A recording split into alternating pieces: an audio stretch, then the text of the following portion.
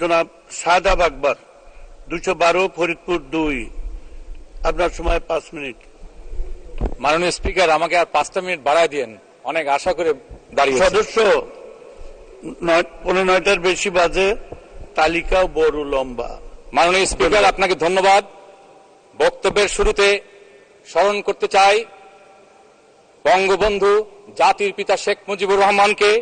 তার স্মরণে বলতে চাই, দিয়েছ ভাষা, দিয়েছ দেশ, তুমি অমর, তুমি বাংলাদেশ। মাননীয় স্পিকার, আজকে স্মরণ করতে চাই 75-এর 15ই আগস্ট কালো রাত্রিতে বঙ্গবন্ধুর পরিবারের যারা মর্মান্তিকভাবে নিহত হয়েছিলেন এবং যার জাতীয় নেতা যাদেরকে কারাগারে হত্যা করা হয়েছিল। মাননীয় স্পিকার, মহামান্য রাষ্ট্রপতি যে ভাষণ দিয়েছেন তার জন্য তাকে অশেষ ধন্যবাদ জানাই। আজকে সংসদ উপনেতা, বিরোধী দলীয় নেতা এবং বিরোধী দলীয় সংসদ উপনেতা যারা নির্বাচিত হয়েছেন তাদের অভিনন্দন জানাই। স্মরণ করি 1975 সালে 15ই আগস্ট জাতির জনক বঙ্গবন্ধুকে হত্যা করার পর যিনি এই বাংলাদেশে আওয়ামী লীগকে সুসংগঠিত করার জন্য রাজপথে নেমেছিলেন, সেই আমার শ্রদ্ধেয় মা বীর মুক্তিযোদ্ধা সৈয়দা সাজেদা চৌধুরীকে স্মরণ করি। আজকে আমরা জানি গত 1 বছর মাননীয় স্পিকার বিএনপি জামায়াতের এই বাংলাদেশের মাটিতে নির্বাচনের বিরুদ্ধে তারা যে সন্ত্রাস করেছিল, তাদের বিদেশি বন্ধুরা যেভাবে নির্বাচনকে প্রতিহত করার চেষ্টা করেছিল, সকল অপচেষ্টা রুখে দিয়ে বঙ্গবন্ধু কন্যা মাননীয় প্রধানমন্ত্রী শেখ হাসিনার নেতৃত্বে আমরা সুষ্ঠুভাবে তিনি নির্বাচনে আগে বাংলাদেশের মানুষকে, সারা পৃথিবীকে আশ্বস্ত করেছিলেন, আমি একটা নিরপেক্ষ সুষ্ঠু অংশগ্রহণমূলক নির্বাচন দিতে চাই এবং নির্বাচন কমিশন সরকারের সর্বাত্মক সহযোগিতায় সে নির্বাচন আমাদেরকে উপহার দিয়েছে। তার জন্য সংশ্লিষ্ট সকলকে আমি অভিনন্দন জানাই। মাননীয় স্পিকার, আমরা জানি 71-এ 30 লক্ষ শহীদ, 2 লক্ষ মা বোনের সম্ভ্রমের বিনিময়ে আমরা পেয়েছিলাম আমাদের এই লাল সবুজের পতাকা। আজকে এই লাল সবুজের পতাকা দিকে তাকালে দেখতে পাই জাতির জনক বঙ্গবন্ধুর প্রতিচ্ছবি, দেখতে পাই সেই বজ্রকণ্ঠ 71-এর ঘোষণা, এবারের সংগ্রাম মুক্তির সংগ্রাম, এবারের সংগ্রাম স্বাধীনতার সংগ্রাম। এই পতাকার দিকে তাকালে দেখতে পাই সেই 71-এ মুক্তিযুদ্ধের সময় অস্ত্র হাতে মুক্তিযোদ্ধাদের সেই গগনবিদারী স্লোগান, এক নেতা এক দেশ, বঙ্গবন্ধু বাংলাদেশ, তোমার আমার ঠিকানা পদ্মা মেঘনা যমুনা। এই পতাকার দিকে তাকালে দেখতে পাই সেই 71-এ বীরাঙ্গনা আমার মা বোনেরা যারা অত্যাচারিত হয়েছিল। এই পতাকার দিকে তাকালে দেখতে পাই 30 লক্ষ শহীদের স্বজনেরা যারা আজকে বাংলাদেশের বিভিন্ন জায়গায় আজকে সেই স্বজনহারারা, তাদেরকে স্মরণ করি। আজকে বলতে চাই 1975 সালে 15ই আগস্ট জাতির জনক বঙ্গবন্ধুকে হত্যা করার পর আমরা দেখেছি সেই খুনি মোশতাক, খুনি জিয়াউর রহমান, বঙ্গবন্ধু হত্যার যারা কুশীলব সেই ওবায়দুর রহমান, নুরুল ইসলাম মঞ্জু, শাহ মুয়াজ্জেম, তাহিরউদ্দিন ঠাকুর সহ আর যারা সেই সময় এই যারা বিরোধী ছিলেন, যারা স্বাধীনতা বিরোধী শক্তি ছিলেন, তারা যখন এই পতাকার উপরে আঁকড়ে পড়তে চেয়েছিলেন, এই পতাকা ছিন্ন ভিন্ন করতে চেয়েছিলেন, তখন আমরা দেখেছিলাম সেই 21 সালে পূর্ব দিগন্তে নতুন সূর্য উদিত হয়েছিল। সেই সূর্যের সোনালী আলোয় আমাদের আজকের মাননীয় প্রধানমন্ত্রী বঙ্গবন্ধু কন্যার পা পড়েছিল এই বঙ্গবন্ধুর বাংলাদেশে। সেদিন থেকে তিনি এই পতাকা হাতে তার অভিযান শুরু করেছিলেন এবং তার সেই দীর্ঘ যুদ্ধে যত প্রতিকূলতা পার হয়ে আমরা আজকে উন্নয়নের শিখরে এসে দাঁড়িয়েছি। আজকের এই উন্নয়ন, এই ডিজিটাল বাংলাদেশ আজকে একমাত্র আমাদের মাননীয় প্রধানমন্ত্রী বঙ্গবন্ধু কন্যার অবদান। তাই বলতে চাই, আসুন আমরা তার স্মার্ট বাংলাদেশ বিনির্মাণে বঙ্গবন্ধুর সোনার বাংলা কায়েমের লক্ষ্যে আমরা সকল মিলে আজকে বঙ্গবন্ধু কন্যার হাতকে শক্তিশালী করার জন্য নিজেদের মধ্যে সকল অন্তর্কলহ ভুলে গিয়ে 1 মিনিট কল্যাণে আমরা এগিয়ে যাই। মাননীয় স্পিকার, আর 2টা মিনিট আমাকে সময় দিন। মিনিট বলুন। মাননীয় স্পিকার, তাই বক্তব্যের শেষে আমার এলাকা নিয়ে 2-1টা কথা বলতে চাই। আমার এলাকার নগরকান্দা সালতা নিয়ে ফরিদপুর 2, এই ফরিদপুর 2 এর কৃষক যারা আছেন, যারা আমাকে সাধারণ জনগণ ভোট দিয়েছেন, তাদেরকে আমি আমার অন্তরের অন্তঃস্থল থেকে ধন্যবাদ জানাই। তারা কালো টাকার বিরুদ্ধে সেই প্রতিকূলতার মধ্যে তারা আমাকে নির্বাচিত করেছে। মাননীয় স্পিকার, আমাদের এই নগরকান্দা সালতা পেঁয়াজের এলাকা, এই পেঁয়াজের এলাকায় যেই পেঁয়াজ হয় তার জন্য একটা সংরক্ষণাগার দরকার। আর একটা কথা, সেটা হলো আমরা জানি সরকার একটা মূল্য নির্ধারণ করে দেয়, আমরা দেখি সেই মূল্য যদি অতিক্রম করে কেউ বিক্রয় করতে চায় তখন সেই কৃষককে ধরা হয়। কিন্তু আমি কৃষি মন্ত্রীকে অনুরোধ করব, বাণিজ্য মন্ত্রীকে অনুরোধ করব, আপনারা একটা ফ্ল্যাট প্রাইস যদি নির্ধারণ করে দেন, তাহলে তার থেকে নিচে যদি শেষ করুন হয় সেটা সঠিক মূল্য পায়। 1 মিনিট। আর একটু কথা বলে শেষ করতে চাই মাননীয় স্পিকার, আমাদের এই কৃষকদের জন্য আমরা চাই যেন তারা ছোট ঘরের যে ধরনের বিভিন্ন জায়গায় পেঁয়াজের ঘর দেওয়া হচ্ছে আমরা যেন আরো বেশি করে পাই। আমরা চাই আমাদের যারা পাটের কৃষক, যারা পাট চাষিরা আছে, তারা জাগ দেওয়ার জন্য খালের অভাব, সেই জন্য আমি বলবো বিএডিসির মাধ্যমে যেন আগের যে সমস্ত খালগুলো আছে সেই খালগুলো পুনঃখনন করা হয়। মাননীয় স্পিকার, আজকে আরো অনেক কিছু বলার ইচ্ছে ছিল, সময় স্বল্পতার জন্য আর বলতে পারলাম না। তবুও বলতে চাই, আজকে এই বাংলাদেশ, আজকে যেখানে আমরা দাঁড়িয়েছি, আমাদের মাথার উপরে বট গাছের মতো মাতৃতুল্য মাননীয় প্রধানমন্ত্রী শেখ হাসিনার ছায়ার তলে আমরা আছি।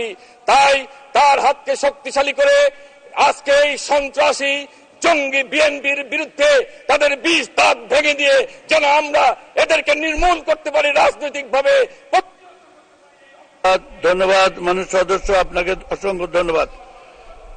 এখন বক্তব্য রাখবেন মাননীয় সদস্য জনাব গোলাম সরওয়ার টুকু, 109 বরগুনা 1। আপনার সময় 5 মিনিট। বিসমিল্লাহির রহমানির রহিম। মাননীয় স্পিকার, আসসালামু আলাইকুম। প্রথমবার মহান জাতীয় সংসদে কথা বলতে দাঁড়িয়েছি। শুরুতেই সর্বশক্তিমান পরম করুণাময় আল্লাহ রাব্বুল আলামিনের দরবারে আমি শুকরিয়া জানাই। মাননীয় স্পিকার, আমি গভীর শ্রদ্ধা জানাই শতাব্দীর মহানায়ক, হাজার বছরের শ্রেষ্ঠ বাঙালি, প্রগতির মহামানব, আমাদের মহান শিক্ষক এবং দার্শনিক, জাতির পিতা বঙ্গবন্ধু শেখ মুজিবুর রহমানের অমর স্মৃতির প্রতি আমি তার বিদেহী আত্মার মাগফিরাত কামনা করি। মাননীয় স্পিকার, আমি শ্রদ্ধা জানাই বঙ্গমাতা বেগম ফজিলাতুন্নেসা মুজিব, জাতির পিতার পরিবারের শহীদ সদস্যবৃন্দ, জাতীয় 4 নেতা এবং মহান মুক্তিযুদ্ধে আত্মদানকারী বীর শহীদানের অমর স্মৃতির প্রতি আমি শ্রদ্ধা জানাই এবং তাদের বিদেহী আত্মার আমি মাগফিরাত কামনা করি। মাননীয় স্পিকার, আমি অভিনন্দন জানাই সংসদ নেতা মাননীয় প্রধানমন্ত্রী, বর্তমান বিশ্বের আলোকিত রাষ্ট্রনায়ক দেশরত্ন শেখ হাসিনাকে, কারণ তিনি নির্বাচনের আগে সমস্ত দেশবাসীর কাছে, বিশ্ববাসীর কাছে কথা দিয়েছিলেন একটা অবাধ, সুষ্ঠু, নিরপেক্ষ নির্বাচন করবেন। তিনি তার কথা রেখেছেন। মাননীয় স্পিকার, আমি এই জন্য তাকে অভিনন্দন জানাই। আমি অবনত মস্তকে কৃতজ্ঞতা জানাই আমার নির্বাচনী এলাকা বরগুনা, আমতলী, তালতলীর লক্ষ লক্ষ মানুষের প্রতি, যাদের পবিত্র ভোটে আমি এই সংসদে বিজয়ী হয়ে এসেছি এবং এই সংসদে কথা বলার সুযোগ পেয়েছি। মাননীয় স্পিকার, মহামান্য রাষ্ট্রপতিকে আমি ধন্যবাদ জানাই তার সুচিন্তিত দিক নির্দেশনামূলক বক্তব্যের জন্য। তিনি তার বক্তৃতায় বলেছেন যে রাজনৈতিক দলগুলো নির্বাচন বর্জন করেছে তাদেরকে তিনি সহিংসতা পরিহার করে, নৈরাজ্য পরিহার করে গঠনমূলক রাজনীতি চর্চার আহ্বান জানিয়েছেন। তিনি দেশের আর্থিক খাতের শৃঙ্খলা এবং জবাবদিহিতা ফিরিয়ে আনার আহ্বান জানিয়েছেন। মহামান্য রাষ্ট্রপতি দুর্নীতির বিরুদ্ধে কঠোর ব্যবস্থা গ্রহণের আহ্বান জানিয়েছেন, তাগিদ দিয়েছেন। মহামান্য রাষ্ট্রপতি এই জাতীয় সংসদের নবাগত সদস্যদের তিনি অনুপ্রেরণা জুগিয়েছেন এবং প্রবীণ সদস্যদেরকে পরামর্শ দিয়েছেন আমরা যাতে সংসদ কার্যক্রম ঠিকমতো শিখতে পারি, বুঝতে পারি, সেই উপদেশ দিয়েছেন। আমাদেরকে উপদেশ দেওয়ার জন্য, সহযোগিতা করবার জন্য তিনি প্রবীণদের প্রতি আহ্বান জানিয়েছেন। মাননীয় স্পিকার, মহামান্য রাষ্ট্রপতি তার বক্তব্যে বর্তমান গণতান্ত্রিক সরকারের অভাবনীয় উন্নয়ন সফলতার কথা তুলে ধরেছেন। মাননীয় স্পিকার, মহাকাশে এখন বাংলাদেশের নিজস্ব স্যাটেলাইট, বাঙালির আত্মমর্যাদার প্রতীক স্বপ্নের পদ্মা সেতু এখন দৃশ্যমান। চট্টগ্রামের কর্ণফুলীতে বঙ্গবন্ধুর প্যানেল, শতভাগ বাড়িতে বিদ্যুৎ, দেশের মাটিতে প্রথম পারমাণবিক বিদ্যুৎ কেন্দ্র স্থাপন, ঢাকার বুকে উড়াল সেতু, মেট্রো রেল, এগুলো মাননীয় প্রধানমন্ত্রী দেশরত্ন বঙ্গবন্ধু কন্যা শেখ হাসিনার এক একটা বিস্ময়কর সফলতা। মাননীয় স্পিকার, আমি যে নির্বাচনী এলাকা থেকে বিজয়ী হয়ে এসেছি, এই একই এলাকা থেকে 2001 সালে মাননীয় সংসদ নেতা, মাননীয় প্রধানমন্ত্রী দেশরত্ন শেখ হাসিনা বিজয়ী হয়েছিলেন। আমি তখন বাংলাদেশ ছাত্রলীগের কেন্দ্রীয় সাংগঠনিক সম্পাদক ছিলাম।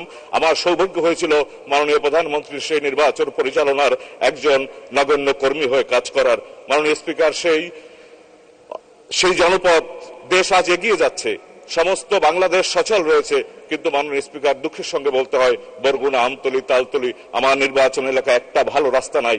মাননীয় স্পিকার, বরগুনা, আমতলী, তালতলী নির্বাচনী এলাকায় 26টা ইউনিয়ন, 2টা পৌরসভা, প্রায় 5 লাখ ভোটার। মাননীয় স্পিকার, একটা ভালো রাস্তা নাই, কোন রাস্তা দিয়ে আমরা চলতে পারি না। আমাদের রাস্তা দিয়ে যদি গাড়িতে করে চলতে হয় তাহলে মনে হবে যে রাক্ষসে পায়রা বা বিষখালীর উত্তাল ঢেউ। আমি এই সড়কগুলো বাস্তবায়নের জন্য আপনার মাধ্যমে আমি মাননীয় স্থানীয় সরকার মন্ত্রী মহোদয়ের দৃষ্টি আকর্ষণ করছি। এবং মাননীয় স্পিকার, আমি এখানে বলে রাখছি যে মাননীয় স্পিকার, আমি আপনার মাধ্যমে আমার নির্বাচন এলাকায় মাননীয় স্থানীয় সরকার মন্ত্রী মহোদয়কে সফর করবার আমন্ত্রণ জানাচ্ছি। কারণ আমি মনে করি যে জনপদের মানুষ বঙ্গবন্ধু কন্যা দেশরত্ন শেখ হাসিনাকে ভোট দেওয়ার গৌরব অর্জন করেছে, তাদের এত মানবিক বিপর্যয় থাকবে কেন? মাননীয় স্পিকার, আমি আপনার মাধ্যমে বরগুনা একটা পাবলিক বিশ্ববিদ্যালয় স্থাপনের দাবি জানাই, একটা মেডিকেল কলেজ স্থাপনের দাবি জানাই, এবং বরগুনা হাসপাতালে ডাক্তার, বরগুনা কলেজে শিক্ষক চাই। মাননীয় স্পিকার, আমার নির্বাচন এলাকার একটা অন্যতম উপজেলার নাম আমতলী। মাননীয় প্রধানমন্ত্রী নিজে জানেন, সে কয়েকবার সেখানে সফর করেছেন, ওই এলাকার তিনি এমপি। এবং আমরা মনে করি মাননীয় প্রধানমন্ত্রী 2001 সালে বিজয়ী হওয়ার পর, বিপুল ভোটে বিজয়ী হওয়ার পর থেকে আমরা বরগুনার মানুষ মনে করি মাননীয় প্রধানমন্ত্রী এখনো আমাদের এমপি, এবং তিনি যতদিন বেঁচে আছেন ততদিন মাননীয় প্রধানমন্ত্রী আপনি বরগুনার এমপি, আমরা আপনার প্রতিনিধি মাত্র। মাননীয় স্পিকার, আমি আপনার মাধ্যমে আমতলী হাসপাতালে ডাক্তার চাই। আমতলী হাসপাতালে একটা ট্রমা সেন্টার আছে, জানেন যে ওটা বরগুনা, বরিশাল, আমতলী হয়ে কুয়াকাটা পর্যন্ত একটা আঞ্চলিক মহাসড়ক। মাননীয় সদস্য, আপনি 2 মিনিট বলুন। একটা ট্রমা সেন্টার আছে মাননীয় স্পিকার, ওই ট্রমা সেন্টারটা জনবলের অভাবে অচল রয়েছে। আমি সেটা চালু করবার জন্য জনবল দেওয়ার জন্য দাবি জানাচ্ছি। মাননীয় স্পিকার, আমার নির্বাচন এলাকার অন্যতম একটা উপজেলার নাম তালতলী, রাখাইন অধ্যুষিত এই তালতলী উপজেলা একটা অজপাড়াগা ছিল। মাননীয় প্রধানমন্ত্রী দেশরত্ন শেখ হাসিনা এই তালতলীকে তিনি উপজেলায় উন্নীত করেছে। তালতলী উপজেলায় আমি কোর্ট চাই, তালতলী উপজেলায় আমি সাব রেজিস্ট্রি অফিস চাই। মাননীয় স্পিকার, তালতলী উপজেলা আমি একটা স্বাস্থ্য কমপ্লেক্স চাই।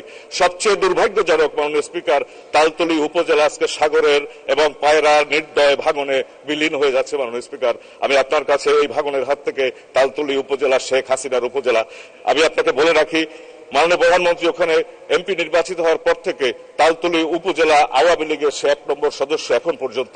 মাননীয় স্পিকার, মাননীয় প্রধানমন্ত্রীর নির্বাচনী এলাকার এই তালতলীকে বাঁচানোর জন্য আমি আপনার মাধ্যমে সরকারের কাছে দাবি জানাই। মাননীয় স্পিকার, তালতলী উপজেলার একটা 15-20 হাজার মানুষের, তারা একটা সংখ্যালঘু সম্প্রদায়, হিন্দু সম্প্রদায়ের, তাদের গ্রামের নাম বেহালা। ওই বেহালা গ্রাম চতুর্দিকে নদী, 4টা ব্রিজ পার হয়ে যেতে হয়।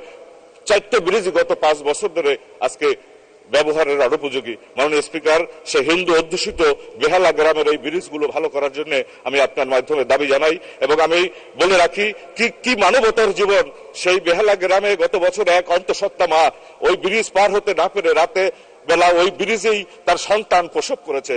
মাননীয় স্পিকার, আমি এই মানবিক বিপর্যয়ের হাত থেকে এই বরগুনা, আমতলী, তালতলীকে আমি বাঁচানোর দাবি জানাচ্ছি। মাননীয় স্পিকার, সমস্ত দক্ষিণ পশ্চিমাঞ্চল এক অপরূপ সাজিয়েছেন মাননীয় প্রধানমন্ত্রী।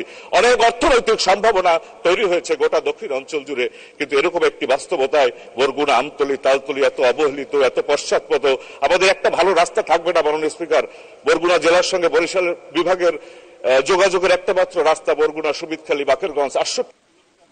মাননীয় সদস্য, আপনাকে আন্তরিকভাবে ধন্যবাদ। আমি এখন বক্তব্য রাখবার জন্য মাননীয় সদস্য জনাব